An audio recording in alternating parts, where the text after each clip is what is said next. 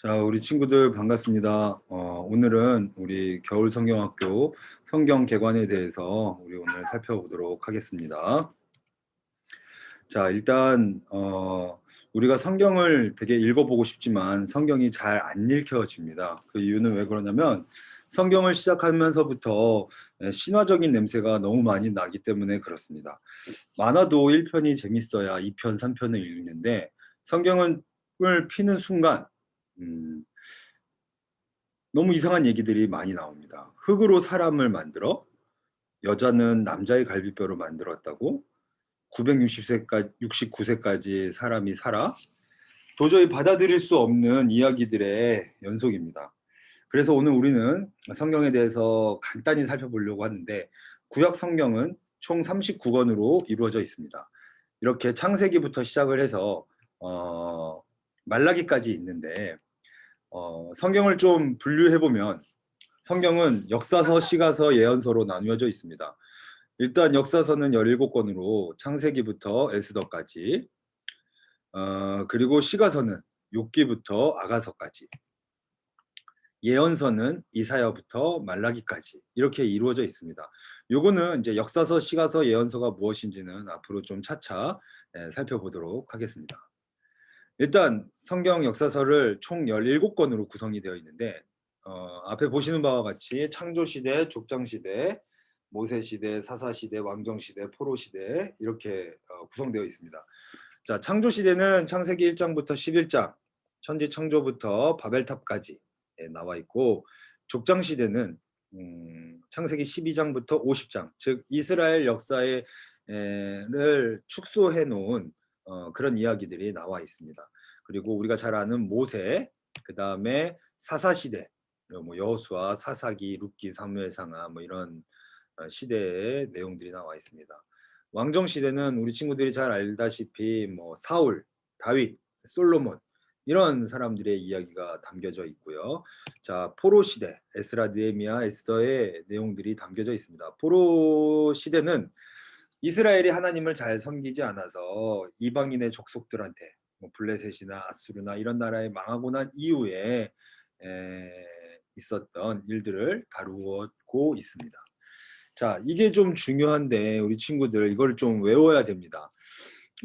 우리가 창세기를 읽으면서 맨 뒤쪽으로 가다 보면은 욥기서가 나옵니다. 그러니까 창세기하고 욥기의 시대는 서로 다른 시대라고 생각을 할 수가 있는데 서로 다른 시대가 아니라 창세기와 욥기는 똑같은 시대입니다. 즉 창세기 시대에 욥기 이야기가 같이 들어가 있는 겁니다. 그래서 지금 선생님이 한 거는 성경을 시간적 순서대로 쭉 나열을 한 겁니다. 그래서 우리 친구들이 성경에 대해서 조금 시간적 순서에 따라서 성경을 이해하고 싶으면 창세기, 출애굽기, 민수기, 여호수아, 사사기, 사무엘상하, 열왕기상하, 역대상하, 에스라, 느헤미야까지 먼저 읽으면 이스라엘 전체 역사에 대해서 이야기를 하고 있는 겁니다. 그래서 이거를 짧게 다시 말로 표현을 하면 창출, 민수, 撒삼왕, 데라느 즉 10권입니다.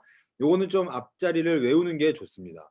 창출, 민수, 撒삼왕, 데라느 요거를 꼭 외우셔서 창세기를 읽을 때는 욥기를 같이 읽는 게 좋고 여호수아를 읽을 때는 신명기를 좀 같이 읽어주는 게 좋고 느헤미야를 읽을 때는 말라기서를 같이 읽는 게 좋은 겁니다. 그래야만 이 시대에는 이런 일들이 있었구나라는 걸 이해할 수가 있습니다. 다시 한번 우리 기억하도록 하겠습니다. 창출, 민수, 撒삼왕, 데라느 요거를 반드시 좀 앞자리만 좀 외워주시면 좋을 것 같습니다. 자, 시가서라고 나오는데 아까 전에 이제 이 성경은 크게 역사서, 시가서, 예언서로 나뉘어진다고 했습니다. 시가서는 이스라엘 백성들이 하나님을 찬양한 내용들인데 욥기, 시편, 잠언, 전도서, 아가 이렇게 나와 있는데 이 시기에 제사장들은 율법, 즉 해야 될 것과 하지 말아야 될 것들이 성경에 나와 있고 또한 선지자들은 하나님의 말씀과 이상을 전함으로써 욥기서부터 아가서까지는 그런 내용들이 나와 있는 겁니다.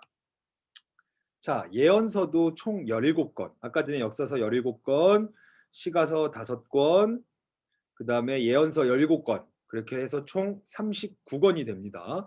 그런데 이 예언서는 대선지서와 소선지서로 나뉘어지게 되어 있습니다. 대선지서와 소선지서를 나누는 기준은 그냥 분량에 따라서, 분량이 많으면 대선지서, 분량이 적으면 소선지서, 이렇게 나누었습니다. 그런데 이 대선지서와 소선지서를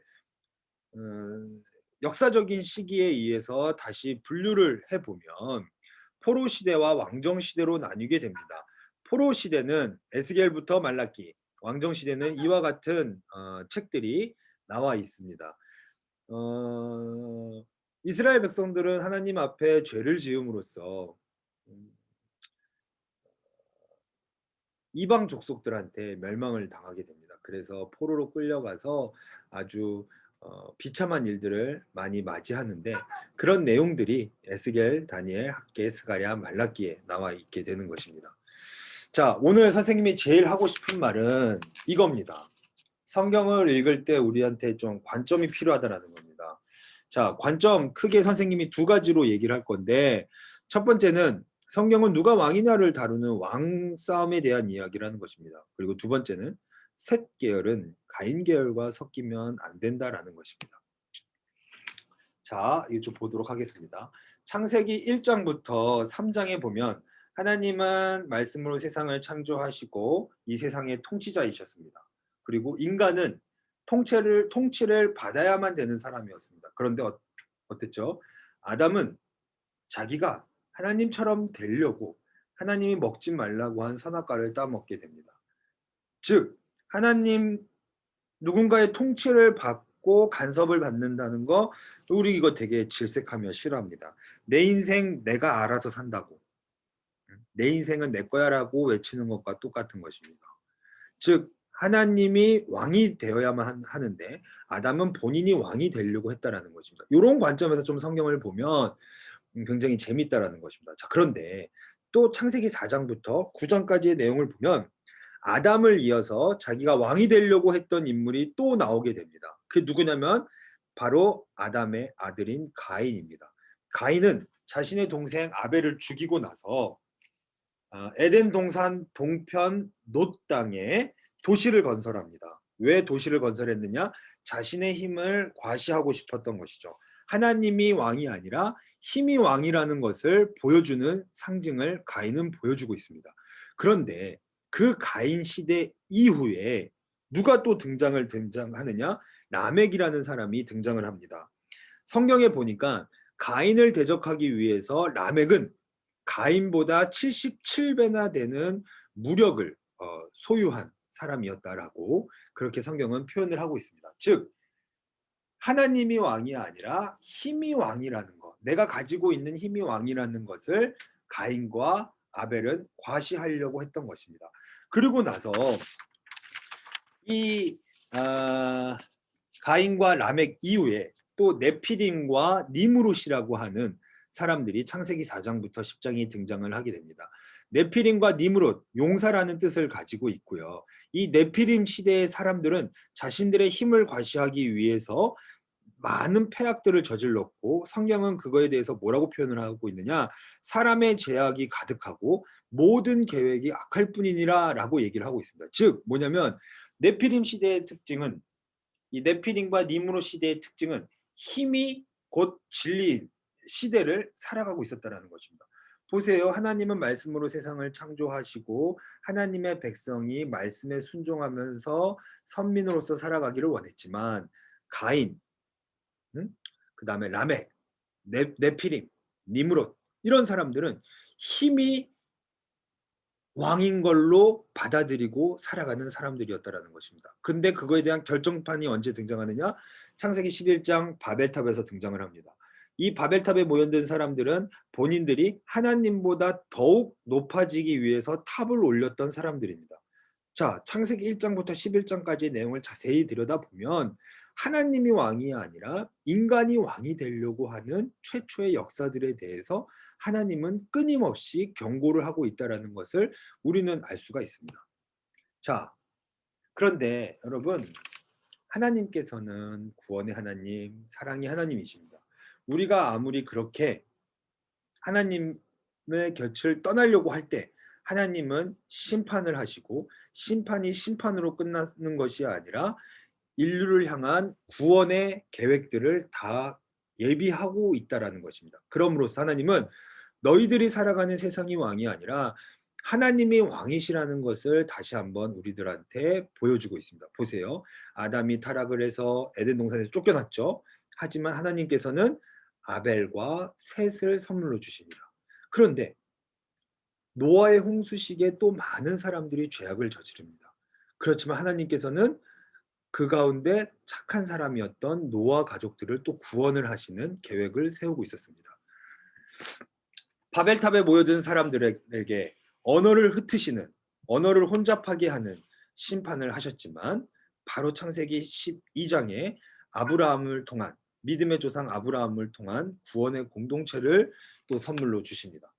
자, 이스라엘이 타락을 해서 하나님의 마음을 아프게 했을 때 하나님은 이스라엘을 남유다, 북이스라엘로 분열시키시고 또한 이방 족속들한테 멸망을 당하게 하는 아주 비참한 역사를 하나님은 선사하십니다. 그런데 그 이후에 누구를 보내주십니까? 예수 그리스도를 통한 구원을 우리들한테 보여주셨다라는 것입니다. 자, 그래서 하나님께서는 우리가 성경을 읽을 때 하나님이 왕이냐 사람이 왕이냐 이 두 가지 관점을 보고 읽는 것이 중요하다라는 것입니다. 여러분, 하나님이 우리의 왕이 되어야만 합니다.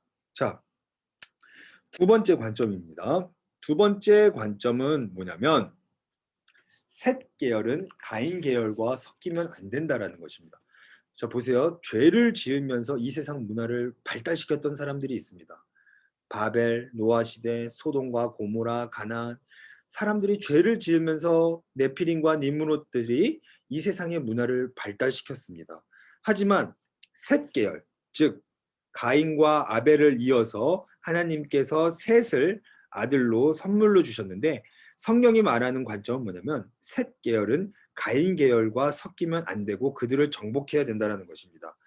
내가 거룩하니 너희도 거룩하라라고 하나님은 명령해 주셨습니다. 그런데 오히려 셋 계열의 사람들, 그러니까 우리입니다. 셋 계열의 사람들은 우리예요. 그리스도인들이 오히려 힘을 왕으로 상징하는 힘이 모든 것이라고 힘이 모든 것의 근원이라고 생각을 하는 가인 계열과 섞여버리면서 흙탕물이 되어버린 것입니다. 여기서 말하는 가인 계열이라고 하는 것은 세상 문화이죠. 여러분, 셋 계열, 그리스도인이라고 부름을 받은 우리들은 기본적으로 가인 계열과 섞이면 안 되고 세상 문화와 섞이면 안 되고 세상 문화를 정복할 줄 알아야 됩니다. 어떻게 세상 문화를 정복하느냐? 그리스도의 복음에 기반을 둔 문화를 가지고 우리가 세상의 문화들을 정복해야 되는 것입니다. 여러분, 대중가요 좋아할 수 있어요. 대중가요 좋아할 수 있지만 대중가요보다 더욱 중요한 것은 우리가 흔히 부르는 찬송가, 복음성가를 가지고 이 세상을 우리 친구들이 변화시키고 성경을 가지고 세상에 나가서 아무리 똑똑하고 공부 잘하는 사람들 많아도 공부 잘하는 것보다 여러분 성경을 더 많이 아는 것이 셋 계열로서 가인 계열을 정복하는 비결이 될 수가 있는 것입니다. 그래서 여러분, 하나님 나라의 문화가 세상 나라의 문화를 침투해서 하나님 나라의 문화로 변화시키는 사명이 우리들한테 있다는 것입니다. 여러분, 우리 친구들 우리가 오늘 두 가지 얘기했어요. 첫 번째, 성경을 읽을 때 첫 번째 관점은 뭐냐면 누가 왕이냐라는 것입니다. 그리고 두 번째로는 셋 계열은 절대로 가인 계열과 섞이면 안 되고 정복해야 된다는 것입니다. 여러분, 누가 왕입니까? 하나님이 우리의 왕이세요. 우리 친구들이 생각할 때에는 힘세고 공부 잘하고 똑똑하고 돈 많고 이런 것들이 세상의 전부라고 보일 수도 있어요. 하지만 결코 그런 것이 우리의 힘이 될 수가 없습니다. 우리가 믿고 의지할 이는 오직 하나님이 우리의 왕이시라는 것을 우리 친구들이 반드시 기억했으면 좋겠습니다. 자, 시간은 좀 흘렀지만 선생님이 여담 하나 하도록 하겠습니다. 요 앞에 보이는 한자는 배선이라는 글자입니다. 우리가 보통 한자는 불교에서 생겨났다라고 생각을 하기 쉽지만 사실상 한자는 기독교 문화에서 유래했습니다. 왜 그러냐면 보면 요 앞에 있는 글자는 배선이라는 글자입니다. 하지만 배선이라는 글자를 나누어 보면 배주자에 여덟 팔자에 입구자로 이루어져 있습니다. 즉 배에 8명이 들어갔다. 뭐죠? 노아의 방주를 기반을 둔 한자라는 거죠. 이런 한자들이 사실은 굉장히 많이 있어요. 그러니까 여러분 한자도 우리가 기독교에서 유래되었다라고도 생각을 할 수가 있는 거죠. 자, 그렇고 자 다시 한번 정리를 하도록 하겠습니다. 구약은 역사서, 시가서, 예언서로 이루어져 있는데 총 39권이 역사서는 이렇게 이루어져 있습니다. 창세기부터 에스더까지. 그리고 시가서는 욥기부터 아가, 예언서는 이사야부터 말라기까지 이루어져 있다는 것을 우리 친구들이 다시 한번 기억했으면 좋겠고, 자 이제 선생님이 기도하고 마치도록 하겠습니다. 하나님 아버지, 우리가 오늘 성경에 대해서 잠시 살펴보았습니다. 하나님, 도대체 누가 우리의 왕입니까? 이 세상의 돈, 똑똑한 거, 공부 잘하는 거, 힘 있는 거, 그런 게 우리의 왕이 아닙니다. 우리의 왕이 되신 이는 오직 하나님이심을 우리가 반드시 기억하여서 정말 가인 계열의 사람들이 판치는 이 세상 속에서 하나님 나라의 문화로서 우리가 그들을 정복할 수 있도록 인도하여 주시옵소서. 예수님의 이름으로 기도합니다. 아멘.